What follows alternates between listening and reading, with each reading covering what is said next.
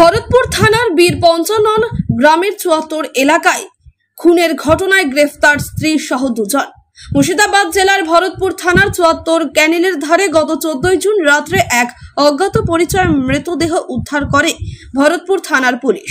এরপর তদন্ত শুরু করে।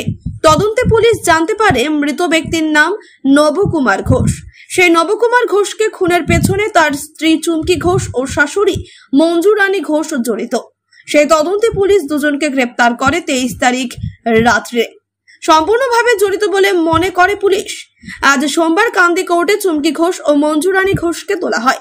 পুলিশ কোর্টের কাছে ৭ দিনের পুলিশি হেফাজতের আদেশ চায়। মাননীয় বিচারক ৫ দিনের পুলিশ হেফাজতের নির্দেশ দেন। এই খুনের আসামিকে ধরার পর ভরতপুর থানার একটি বড় সাফল্য বলে মনে করে সাধারণ মানুষ। ব্যুরো রিপোর্ট, চেতনা নিউজ। তাহলে আপনাকে পুলিশ ধরেছে কেন? তাহলে আপনি কি খুন করেননি? কারা যুক্ত এই খুনের সঙ্গে?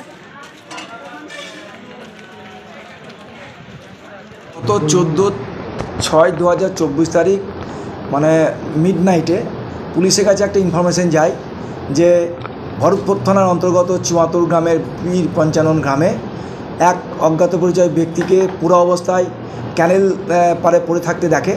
পুলিশ তাকে উদ্ধার করে তাকে ভরতপুর বিপিএসসি হাসপাতালে নিয়ে যায় এবং ভরতপুর বিপিএসসি হসপিটাল তাকে মৃত বলে ঘোষণা করে। তারপর তাকে কাঁদি হাসপাতালে নিয়ে আসে ওর পোস্টমর্টমের জন্য।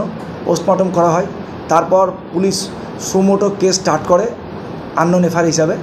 তারপর পুলিশ ইনভেস্টিগেশন করার পর জানতে পারে যে এই কেসের মেন জড়িত তার স্ত্রী অর্থাৎ চুমকি ঘোষ এবং তার শাশুড়ি মা অর্থাৎ চুমকির মা মঞ্জু রানী ঘোষ।